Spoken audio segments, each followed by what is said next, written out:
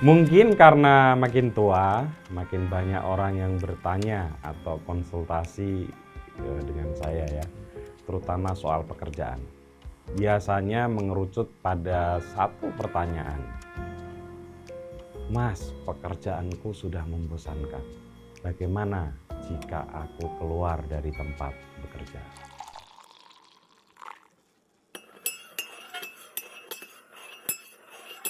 Biasanya saya selalu menyarankan jangan. Kenapa? Karena jika alasannya adalah bosan, semua pekerjaan itu membosankan. Jika persoalannya adalah masalah apa saja, semua tempat kita bekerja itu tentu penuh dengan masalah. Wong uripe awake dhewe wis penuh masalah ya, apalagi di tempat pekerjaan. Jadi jika dua hal itu yang jadi pokok persoalannya, saya selalu menyarankan jangan. Mungkin sekarang tempatmu bekerja membosankan karena kerjaannya itu-itu saja. Jika kita pindah ke tempat yang lain, pekerjaanmu itu juga akan membosankan, ya akan itu-itu saja. Segar itu hanya persoalan sementara. Mungkin karena baru pindah kerja gitu ya. Setelah itu ya akan sama saja. Biasanya itu 6 bulan, 7 bulan sudah akan terlihat, terasa membosankan. Semua tempat kerja menurut saya adalah juga sumber masalah. Ya iyalah, selama kita hidup, ya hidup kita ini juga punya berbagai sumber masalah. Apalagi tempat kita bekerja. Kali ini mungkin masalahnya soal gaji nggak naik-naik. Nanti begitu pindah ya gajinya naik, ternyata misalnya masalahnya jadi target kerja dinaikkan. Sehingga menyesal, apalah dayanya, apalah gunanya, apalah fungsinya saya pindah kerja kalau gaji saya naik tapi target kerja dinaikkan. Jadilah siksaan yang baru, jadilah persoalan yang baru. Hari Minggu siang, Minggu sore, Minggu malam sudah mulai resah karena akan menghadapi hari Senin yang jahanam. Hari ini gaji kita bagus, beban kerja kita nggak berat, tapi atasan kita nggak teli. Oh banyak itu yang tantrum ya, ini menurut beberapa cerita teman saya ya. Wah, kerjanya enak, gajinya bagus, tapi punya atasan yang dikit-dikit banting pintu, dikit-dikit nendang meja, nggak ngajak ngomong itu bukan hanya seminggu 2 minggu, tapi bisa 1 bulan gitu ya. Datang, raut mukanya udah nggak enak, kan sangat intimidatif dan tertekan gitu. Nah, hal seperti itu membuat setiap orang juga menghadapi persoalan yang tidak kalah beratnya dibanding persoalan-persoalan yang lain. Intinya, tempat kerja selalu jadi salah satu, ya sekali lagi salah satu sumber masalah. Apa saja bisa jadi masalah di tempat kerja kita. Atasan, gaji, lingkungan, beban kerja, waktu kerja, dan lain-lain. Tapi biasanya kalau seorang kawan bertanya kepada saya lebih dari 1 kali, misalnya 2 kali atau 3 kali, dan menyatakan tetap ingin keluar dari pekerjaan, biasanya langsung saya sarankan, ya keluar saja. Pertanyaannya, loh kok bisa begitu Mas Putut? Oke, ini alasan saya ya. Ada 2 setidaknya.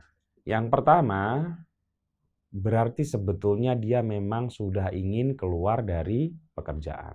Sudah tidak betah, masalahnya sudah parah, jadi lebih baik keluar saja daripada nggak jelas stres terus-menerus, itu lebih tidak sehat lagi.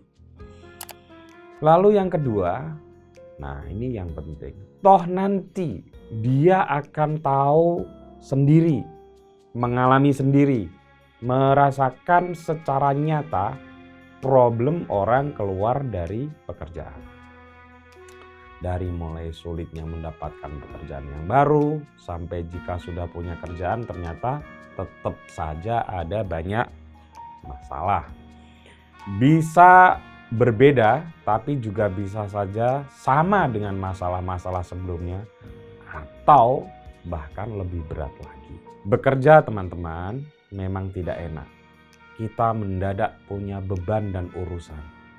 Tapi tahukah Anda bahwa ini nasihat bapak saya ini yang selalu saya ingat ya. Saya kan dipanggil bapak saya gitu dulu. Kamu nanti kalau bekerja pasti akan membosankan. Pasti akan punya masalah. Pasti nggak enak. Tapi kamu ingat-ingat ini. Ada yang lebih nggak enak dari itu. Yaitu menganggur atau tidak punya kerjaan.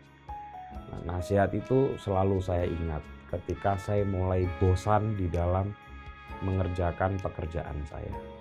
Karena saya juga pernah menganggur dan rasanya memang tidak enak. Karena teman-teman, bekerja itu bukan hanya soal uang semata-mata ya, tapi juga meningkatkan kapasitas kehidupan kita, pengalaman kita, menghadapi berbagai masalah baik sendiri maupun bersama satu kolektif, departemen atau grup. Nah, itu bagian dari hal-hal yang baik ya. Hal-hal untuk mengekspresikan dan mengaktualisasikan diri kita sebagai manusia. Tentu saja ada pilihan lain selain bekerja yang rutin dan tetap. Jadi konteksnya tadi itu rutin dan tetap ya teman-teman ya. Nah lalu apa itu? Nah, satu itu pekerja serabutan. Saya termasuk orang yang lama menjadi pekerja serabutan. Kurang lebih 20 tahun, lebih dari 20 tahun. Persoalannya adalah saya menjadi pekerja serabutan itu adalah memilihnya. Bukan karena terpaksa. Kerja serabutan itu teman-teman bukan aib. Gak ada masalah. Untuk orang-orang tertentu mungkin ini adalah pilihan yang sangat cocok. Masalahnya adalah serabutan itu punya konsekuensi ekonomi yang tidak mudah. Nah ini problemnya. Siapkah Anda dengan kesulitan itu? Saya menyarankan ada baiknya sebelum Anda memilih kerja sebagai pekerja serabutan, Anda membuat semacam analisis diri yang sederhana tapi solid. Terutama misalnya apa sih sebetulnya keterampilan Anda? Di mana letak kekuatan Anda? Bagaimana dengan jaringan Anda? Siapa saja yang punya potensi untuk menerima keterampilan Anda, dan lain-lain. Lalu mulailah membuat riset kecil-kecilan. Misalnya, Anda punya keterampilan menerjemahkan dan menyunting. Ini mirip seperti pengalaman saya ya.